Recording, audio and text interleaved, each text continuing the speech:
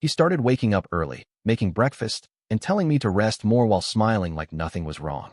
I remember the first morning clearly, not because something extraordinary happened, but because of how ordinary it was. The kind of ordinary that doesn't belong to us. I woke up and the house wasn't quiet. Not the usual dead silence of an early hour when everyone is still asleep, and the only sound is the tick of the kitchen clock through the wall. It was soft noise, layered. The scrape of a spoon against a pot, the low clatter of ceramic on countertop, the muffled shuffle of socked feet over the hallway floor. My body hesitated before sitting up. Something was off. Not wrong. Not yet. Just different. The smell hit me next. Warm oats, slightly burnt at the bottom, mixed with a sweetness I couldn't quite place. Banana, maybe, or the vanilla extract I kept hidden behind the spices so the kids wouldn't waste it on toast. I reached over automatically to grab my phone, eyes still crusted from sleep, and blinked at the screen. 7:18 a.m. That alone was a red flag. I'm always the first one up. Always. And not by choice, but because if I wasn't, nobody else would be. That's just how it's been for years. I slipped my legs over the side of the bed, still not trusting the sound of laughter floating from the kitchen. Marichka's voice, clear and animated, overlapped with Artem's squeaky giggle. She was telling him something about a squirrel at school. I patted down the hallway, careful not to step on that one board that creaked just loud enough to wake the devil, and peeked around the corner. There he was, standing at the stove in his plaid pajama pants, those ugly ones with the elastic waist that somehow survived every closet purge, and one of my old sweaters, sleeves rolled up over his elbows like he was about to deep clean a bathroom. His hair was messy, like he'd just rolled out of bed, but there was no panic in his eyes, no confusion on his face. He looked competent, focused. "Morning," he said without turning, just sensing me there like some kind of domestic psychic. He pointed with the spoon. "Go lie down. I'll bring you coffee in 5 minutes."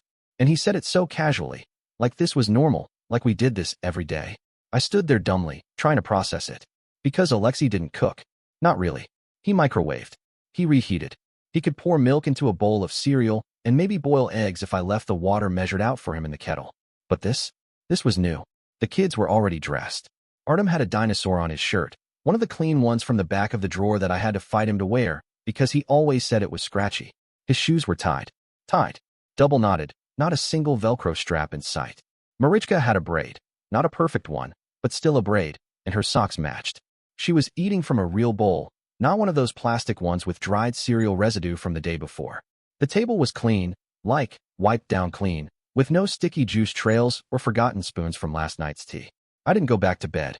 I sat quietly at the edge of the couch, feet tucked under me, half expecting the whole thing to collapse into chaos like it usually did. Any second now, he'd burn the porridge or spill the juice or step on a Lego and scream. But he didn't. He moved through the kitchen like he knew what he was doing. Checked their bags. Packed something. I think I saw a little bag of carrots go in. He even reminded Artem to use the bathroom before they left, and stood by the door holding jackets like this was just what he did now. When he finally brought me coffee, my mug, the chipped one with the faded flowers I always used because the handle fits my hand just right. It was hot. Not scalding, not half cold like when he usually forgot about it. The milk-to-coffee ratio was perfect. I stared at the surface of it, not knowing what to say. He smiled, kissed the top of my head, and said, "Don't worry about breakfast. Just rest." I didn't rest. I watched him. I watched how his hand touched the top of Artem's head gently when he sent him out the door. How he pulled Marichka's sleeve up, just so, before zipping her coat. These small things. So practiced. So easy. Too easy. By the end of the week, it wasn't just mornings. He started doing things without asking. Picking up toys from the living room after they went to bed. Wiping down the table. Making dinner. Real dinner. Not just noodles and ketchup, but soup. With carrots and potatoes, and even those little dill shavings that he used to say tasted like grass and water. He cleaned the bathroom. I thought I was hallucinating. The toilet brush wasn't in the same spot. The mirror wasn't streaked. I could see my reflection clearly, and it startled me. He asked me if I wanted to go for a walk after the kids were asleep. Not out of obligation. Not like when I begged him to please just leave the house with me. I'm going crazy. This time, it was his idea. "Fresh air might help you sleep," he said, and took my hand like he used to. Like we were dating again. That's when the anger started, not at him exactly, but at the weight of what it all meant. If he could do all this now, if he could learn to be this person with ease, then why had he left me to drown for years? Why did I have to beg for help, to cry into laundry piles, to whisper my resentment into phone calls with friends I barely had time to see? How many nights had I fallen asleep curled in on myself, aching from exhaustion, while he scrolled on his phone beside me, oblivious? And now, just like that, he was capable? I didn't say it out loud. I smiled when he brought me tea. I said thank you when he offered to rub my back. I nodded when he said we were doing better. But inside me, something twisted tighter and tighter. Because the question that kept me up now wasn't why won't he help? It was why did he wait this long? At first, I told myself I was imagining it. That I was being paranoid. That I should just be grateful he wasn't complaining for once. But the longer it went on, the harder it was to ignore. The softness wasn't just soft. It was hollow, like something rehearsed. Like he was playing a version of himself that didn't quite fit right. The pieces looked familiar, but they didn't line up the way they used to. It was in the little things. Alexei used to groan when the kids asked for cartoons after dinner, especially after 8. He'd lecture them about screen time, quote something he half-read from a parenting blog, and then pass the remote to me like it was my job to be the bad guy. But lately, he doesn't say a word. Marichka will snuggle under a blanket with the iPad pressed to her knees, Artem curled beside her, the glowing light of the screen dancing across their faces, and he'll just glance over and smile. Not a tight-lipped, resigned smile, but something almost warm. Almost too warm. The money thing shifted, too. Before, I couldn't step into a supermarket without hearing about it afterward. He'd hover when I brought the bags in, eyeing the labels, asking whether we really needed imported butter or 3 different kinds of cereal. But now, he doesn't even look. I bought salmon, real salmon, not the frozen pink slabs we usually settle for. I bought candles, a face cream that cost more than I've ever spent on something that small. The receipt was long enough to paper the hallway, and I left it on the kitchen counter by accident. Nothing. He saw it. I know he did. Folded it in half without a word, and put it in the drawer where we keep loose screws and broken batteries. His phone is always on silent now. Always. Not vibrate, silent. It used to ping constantly.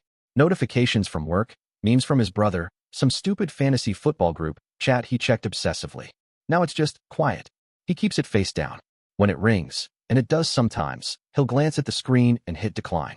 Other times he picks it up and walks into another room, closing the door behind him. He talks low, and he laughs, but not the kind of laugh I know. It's a laugh that's soft and private and unfamiliar, like it doesn't belong to me, like it's been borrowed for someone else. One evening, I asked. Not directly. I tried to make it sound casual. I was wiping down the stove, hands damp with vinegar and lemon oil, and I said, "Who were you talking to just now?" He didn't even look up from his phone, just waved a hand in the air and said, "Work stuff." Then laughed again, quiet and easy. Something in me went cold, because I know what his work laugh sounds like. It's short, sharp, more like a huff than a real laugh. This wasn't that. This was different. He uses new words now, too. Slang he never used before. English phrases he used to mock. He hums along to songs I haven't played in years. Ones from when I was 20 and still dreaming about things like poetry readings and overpriced coffee. He never liked that music. Used to say it sounded like elevators in cheap hotels. Now he knows the lyrics. Taps his fingers on the steering wheel when it comes on. Looks at me like it's funny, like we're sharing some inside joke that I don't remember writing. He's hiding something. I don't have proof, not yet, but my body knows. The same way you know when a room has been rearranged while you were asleep. The weight of the air feels different. He kisses me with the same mouth, but something behind his eyes has shifted. Something about his silence isn't peaceful, it's calculated. And I hate that part of me still wants to believe it's nothing. That it's just change. Growth. That maybe this is what people mean when they say someone's finally stepping up. But my gut has teeth, and it's been chewing on this for days. He's hiding something, and I'm starting to wonder if the kindness was never the gift. Maybe it was the distraction. It started with crayons. Marichka had been drawing at the kitchen table while I sorted through the mail, tossing coupons into the recycling, and trying to remember if I'd already paid the water bill or just thought about paying it. She was humming to herself, the way she always does when she's focused, her little brow furrowed, tongue poking slightly from the corner of her mouth.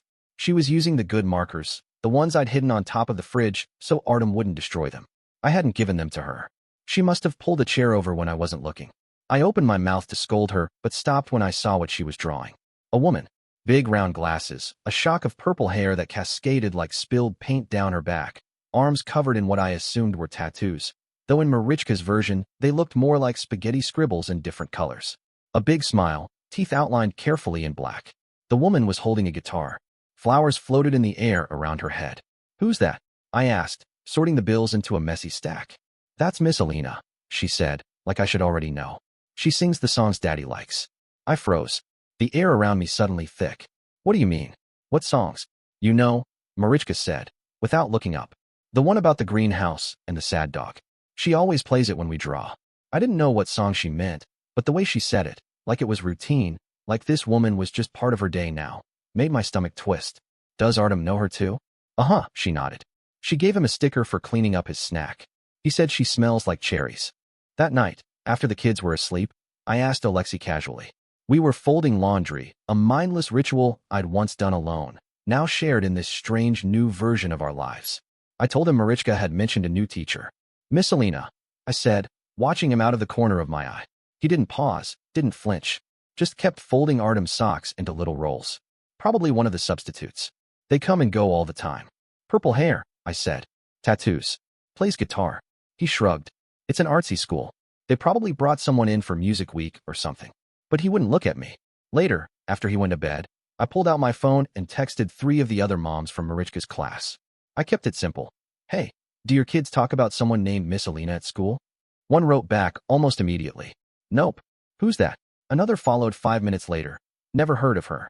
New teacher. The last one didn't answer until the next morning, but her response was the same. No idea. Maybe a guest speaker? We usually get emails about that though. But I hadn't seen any email. And when I scrolled through my inbox, checking both the spam folder and the school app, there was nothing. No mention of a new teacher. No music week. No visitors. A few days passed. I didn't push again. I didn't bring it up to Alexei. I just watched. And every so often, I'd catch Marichka humming a song I didn't know, or Artem whispering about the lady with the moon on her arm. And every time I asked, they'd say the same name, like it was obvious, like it had always been her. Miss Alina, the woman only our children could see. It was one of those rushed Fridays, the kind that start late and stay 10 steps behind no matter how early you set your alarm. I'd lost track of time doing something stupid, trying to fix a torn page in Artem's favorite book while also checking the pasta water, while also yelling at Marichka to find her second shoe. By the time I realized we were going to be late for her gymnastics class, my jacket wasn't even on, and her water bottle was still in the freezer, half solid. Alexei wasn't home. He'd gone to pick up dry cleaning or return something. I couldn't remember. But his keys were on the hook. The car seat was already in his, and moving it would take more time than we had. So I grabbed his keys and told Marichka to run. Just run. We'd fix her hair in the car. I didn't notice the phone at first. I was too busy cursing at the stupid seatbelt that always jammed when you were in a hurry. Marichka was climbing into the back, mumbling something about forgetting her ribbon, and I opened the glove compartment looking for napkins. That's when I saw it. Wedged under the car manual. Not his phone. Not mine. Another one. Plain black case. No stickers. Nowhere. New. My first thought was that it was work-related. Maybe a burner for deliveries, some old job tool he forgot to mention. I picked it up without thinking, thumbed the side button. The screen lit up. No password. Just a home screen wallpaper, some kind of generic mountain photo, and a row of icons. I don't know why I did it. Maybe I already knew. Maybe I had known for weeks. I tapped the photo gallery first. The first image hit me in the stomach like falling stairs. Him. Alexei. His smile real and loose in a way I hadn't seen in years. Her next to him. Purple hair tied up messily, sunglasses perched on her head, her hand on his shoulder like it belonged there. Like it had always belonged there. Dozens of them. Him and her. Her sitting in the passenger seat. Her holding a paper cup with lipstick on the lid. Her curled against him on a park bench. Her with the children. My children. At a playground I didn't recognize, but Marichka's pink jacket unmistakable in the corner of the frame. Artem's little yellow beanie. Both of them grinning up at her like they knew her. Like they trusted her. Like she was theirs. I didn't cry. Not then. I opened the messages next. The name at the top. Alina. No emojis. Just the name. Like a fact. The latest read. Now everything will be real. The one before it. Katya doesn't even notice. She's so used to being tired. Another, a selfie. Her in the mirror, holding up a dress. Thoughts for Sunday. His reply. You'll look perfect. Bring the kids that sweater. Artem gets cold. I sat still for a long time. Long enough that Marichka asked from the back seat. Mama? Are we going? I didn't answer. I just opened my own phone, hand shaking, and began photographing the screen. One by one. Messages. Photos. Timestamps. I was slow, methodical, like I'd stepped out of my own skin and was operating someone else's body. I put the phone back exactly where I found it. Closed the glove compartment. Drove to practice. I even tied Marichka's hair into a neat bun while we waited at the red light, my fingers moving by memory. All I could think, over and over, was that she wasn't a ghost. She was real, and he let her touch my children. I didn't say a word when he walked through the door. He looked normal. A little flushed from the cold, the collar of his coat turned up, keys jangling in his hand. He smiled when he saw me, that practiced, weightless smile he'd been using lately, the one that didn't reach his eyes. He opened his mouth to say something, probably a joke, probably something mundane about traffic or the dry cleaner forgetting a button, but I didn't give him the chance. I took out my phone, typed the message slowly, deliberately, like each letter was being carved into stone. I found the phone. Photos. Messages. Congratulations, you're an idiot. I watched him read it. The shift in his expression was immediate. A flicker of confusion, a flicker of something else, fear, shame. Then that practiced calm, the one I'd seen him use with clients on speakerphone when things started to fall apart. He didn't look up at me right away, just stared at the screen like it might rewrite itself if he held still long enough. He typed back, "You're ruining everything. I was going to tell you everything." I stood. My knees felt steady, though my hands had started to sweat. I didn't yell. I didn't cry. I walked toward him, slowly, waiting to see if he'd flinch. He didn't, but his mouth tightened. "You're always tired," he said. "You don't even see what's happening around you." I stopped, tilted my head slightly. He kept going, like he couldn't stop himself now. "You've been cold for years. You don't laugh at anything. You don't let anything in. It's like living with a shadow." I let the silence fill the room until it felt like it might crack the windows. Then I reached into my bag and pulled out the second phone. I placed it on the table between us, screen up. I didn't say a word. He looked at it, then at me, then away. He didn't reach for it. He didn't apologize. He didn't even ask how I'd found it. He turned, walked to the hallway, grabbed his coat again, like it was just another evening and he was going out to pick up milk. The door clicked shut behind him, soft and final. I packed with the same quiet he had used to leave. I took only what we needed: pajamas, chargers, a few of the kids' favorite books. I wrapped Artem's stuffed bear in one of my sweaters and tucked it into his backpack. Marichka asked why we were going to Aunt Yulia's on a Friday night. I told her it was a sleepover, a special one. She lit up. Artem just yawned. I buckled them into the car. My hands didn't shake until I pulled out of the driveway. The house disappeared behind us like the last breath of something I didn't have a name for yet. I didn't look back. The next morning, I woke up before the kids, before the sun even finished rising behind the thin curtain in Yulia's guest room. The air in the house was still, no clatter of cereal bowls, no kettle, no footsteps. Just the kind of silence that settles after something irreversible. I didn't waste time. I sat on the edge of the bed, opened my laptop, and changed every password: email, bank, cloud storage, the login to our family photo drive, even the stupid app we used to track grocery lists. I locked down everything that had once been shared, scrubbed every trace of his name from any account that touched mine. Then I logged into the joint bank account. I knew the balance. I checked it so many times in the past, doing mental math while staring at the grocery conveyor belt, wondering whether to put the juice back. I withdrew exactly half. Not more. Just what was mine. I moved it to an account he didn't know about, one I had opened years ago but never used, back when I still believed in safety nets. I called the bank, requested to freeze the shared card, revoked his access with the same cold clarity I'd once used to plan birthday parties and dental checkups. I called the school next. I asked to speak directly to the administrator, not the front desk. My voice didn't tremble. I told them to update the pickup list. My sister's name. My mother's. Mine. Not his. Not anymore. I didn't explain. I didn't offer excuses. "He is no longer authorized to take the children," I said, and that was it. The silence from him lasted all of 8 hours. Then the messages started. First just one, then two, then 5. Texts, missed calls, voicemails. His voice was low, tired, stretched thin with performative sadness. There were sighs between every sentence. "You're making this harder than it needs to be. I was going to fix everything. Think about the kids. Katya, please, just talk to me." I didn't respond. I read them all. I deleted most. I saved a few, not because they mattered, but because I knew I might need them later. By Sunday evening, he showed up. He didn't call ahead, didn't text, just parked outside Yulia's house like we were still that version of ourselves where showing up was allowed. He stood in the yard, near the rose bush that hadn't been trimmed since last summer, and started knocking. Then shouting, not yelling, just that firm, clipped tone he used when he was pretending not to be angry. Katya, we need to talk. Please. I'm not going anywhere until you come out." Yulia came to stand beside me at the window. I didn't say anything. I didn't move. Our father heard him from the kitchen and went out the front door before I could stop him. He didn't yell. He just stood in front of Alexei and said, without raising his voice, "You need to leave. Now." Alexei tried to argue, said something about his rights, about how this wasn't fair, but he was backing up as he said it, hands raised, steps uneven. He left within 5 minutes. Slower than he should have, but not slow enough to be brave. I started filling out the divorce paperwork that night. No music, no wine, No ceremony. Just a glass of water, a locked door, and the sound of my children breathing down the hall. It came on a Tuesday, sometime after lunch, after I'd finally gotten Artem down for a nap and Marichka was busy with her coloring books on the floor. I was scrolling absently through notifications, my mind a dull throb from too many unfinished thoughts, when the name popped up, one I didn't recognize, but the photo was unmistakable. Purple hair. That same curved smile, the one I'd seen frozen in place beside my children on a bench that no longer felt safe. The username was vague, an arrangement of letters and underscores, like she'd just made it. The message was short. Can we talk? I didn't know he was married. I stared at it. My heart didn't race. It didn't sink. It just stayed still, like everything in me was holding its breath. I replied, slowly, carefully, with none of the fire I thought I'd have. What do you want to say? Her next message came quickly. He told me you only lived together because of the kids.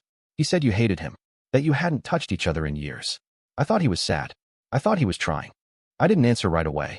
I went into the photo folder I'd made on my phone, the one I hadn't looked at since that day in the car. I chose one where they were standing close, her hand on his chest, the kids in the background, half caught mid-laugh. I sent it. She didn't reply. The icon that showed she'd seen it stayed frozen for hours. I made dinner. I brushed hair. I laid out pajamas and folded tiny socks. I didn't think about her again until late, when the house was quiet, and my phone lit up with a new notification. Another account. Different username. Same face in the profile picture, though this time it was just an eye peeking through hair, like she'd tried to disappear inside it. I got out of it, she wrote. He lied to both of us. No punctuation. No explanation. Just that. And for the first time since everything began to fall apart, I didn't feel anything at all. Not relief. Not anger. Just the quiet certainty that this was only the middle of it. That the truth had layers I hadn't even started peeling back yet. And that I wasn't the only one who'd been living with a stranger. It started with a phone call I didn't want to answer, but did. Maybe out of habit. Maybe out of some last thread of civility I hadn't burned through yet. His mother's voice came through the line, brittle with forced calm, the kind of calm that always came before a plea. Katya, he's not eating, she said. He's not sleeping. You've made your point. Let him see the children. I let the silence stretch long enough to make her uncomfortable. She filled it quickly. He's their father. Whatever happened between you two? I ended the call. 10 minutes later, his sister's name appeared on my screen. I didn't open it immediately. I waited. Watched the notification sit there like a scratch I refused to itch. When I finally did read it, it was short, sharp, exactly what I expected from someone who'd always looked at me like I was the inconvenience she never signed up for. You've always been difficult. I didn't reply with words. I sent the same photo I'd sent Alina.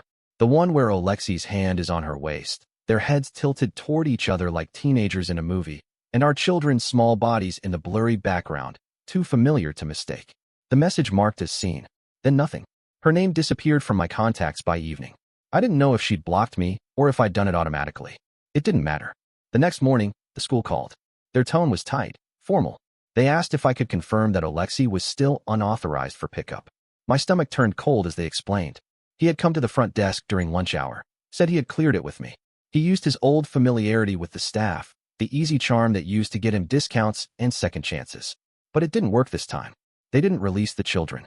They called me. I thanked them, then hung up and walked straight to the kitchen table, pulled the folder from my bag, and added another document to the growing pile. I called the lawyer. I filed the paperwork. Restraining order. Emergency custody enforcement. Official language, typed on stiff paper that smelled like toner and the end of something. No more messages. No more standing in the yard. No more. They could call me cold, difficult, cruel, but I wasn't the one who'd brought a stranger into our lives and dared to call it love. We arrived just before noon. Yulia drove. My father sat in the passenger seat, his silence as heavy as the clouds hanging over the driveway. I hadn't been back since that night. Not since I packed the children's things in the dark and slipped away before anything in me could shatter. Now, with the lawyer's letter printed and folded in my bag, we had exactly 3 hours to gather what was mine. What was ours? The door was unlocked. I half expected the smell of coffee or laundry detergent, some scent of life, but the house was hollow. The air inside was colder than outside, and every sound echoed, like the walls had already forgotten us. The living room was untouched, as if frozen in the moment we left it. My throw blanket still hung over the arm of the sofa, half folded. The orchid on the windowsill was dried at the edges. My tea mug sat beside the sink, crusted now, the shape of my last sip preserved in brown residue. I didn't speak. I moved methodically, like someone repacking after a flood. Bedroom drawers. Jewelry box. The kids' paintings from the fridge. I filled bags with winter clothes, photo albums, things with meaning only I would understand. My father stayed near the door. Yulia helped carry boxes to the car. It wasn't until I stepped back into the kitchen for the last time that I saw the envelope. It was on the table. My name written in rushed, crooked letters I didn't recognize. Not his handwriting, not exactly, but some version of it pulled tight with rage. I opened it. Inside, one line. You ruined everything. I hope you're happy. No signature. No punctuation. Just those words, naked and bitter on the page. I didn't react. I folded it once, twice, then slid it into my coat pocket. Not because I wanted to keep it, just because I refused to leave it there. We were loading the last bag into the trunk when I heard the car. The crunch of tires against gravel. I didn't turn around until I heard the door slam. Then I saw him. Alexei stood at the edge of the driveway, his jacket open, hair wind-tangled, and something wild in his eyes. He saw us. Me, Yulia, my father, and his voice came out loud and sharp, too loud for the quiet street. This is my house. I met his eyes and said, calm and clear, not for long. He moved fast, too fast, like he didn't think he'd do it until it was already done. His hand grabbed my arm, tight at the elbow. Not enough to hurt, but enough to try and claim. My father stepped between us before I could react. He didn't raise his voice. He didn't threaten. He just stared at Alexei with the kind of stare that belongs to men who've seen too much to be afraid of anything. Alexei dropped his hand. We left without another word. The trunk closed with a click. The car doors shut in sequence. And the house that once held dinners and laughter and late-night whispers, shrank in the rearview mirror like something I'd once dreamed and then outgrew. We live in my parents' house now. The rooms are smaller, the walls older, and the doors creak when you close them. But the air is steady and nothing feels like it's about to break. My mother makes pancakes for the children on Saturdays, even when she's tired, and my father hums while he puts away dishes. It's not perfect, but it is safe. That's more than I had before. Marichka draws pictures now, families made of three. Sometimes it's me and Artem and her, our hands linked like a paper chain. Sometimes she adds our cat from next door. But never him. Her lines are clean. Her people always smile. The court hearings came with their own kind of sickness. Alexei showed up clean-shaven, in a navy suit I recognized from someone else's wedding. He walked into the courtroom like it was a stage, tried to summon grief and concern in his voice, called me vindictive, unstable, ungrateful. He asked for custody. He asked for the car. He had the audacity to demand the house. He cried once. It wasn't real. You could see it in how he glanced at the judge between sobs, measuring the effect. My lawyer remained quiet until it mattered. Then she pulled out the binder. Every photo, every message, the digital trail of his affair laid out in soft, printed color, each page heavier than the last. The courtroom was so quiet you could hear the turning of paper like footsteps. Even his sister, seated behind him, said nothing. Her eyes never left her hands. When it ended, there was no applause, no gavel slam, no final declaration. Just a feeling in my chest, solid, rooted, like a foundation had finally been poured beneath me. I don't forgive him. I don't need to. I am tired. More than I ever thought I could be. But not broken. I've learned to speak in full sentences again. To say no without apology. To name what was done and not shrink in its shadow. There are still forms to file, custody schedules to negotiate, hours of noise and dull bureaucracy ahead. But he cannot take what matters. He cannot take my clarity, my voice, my children's trust.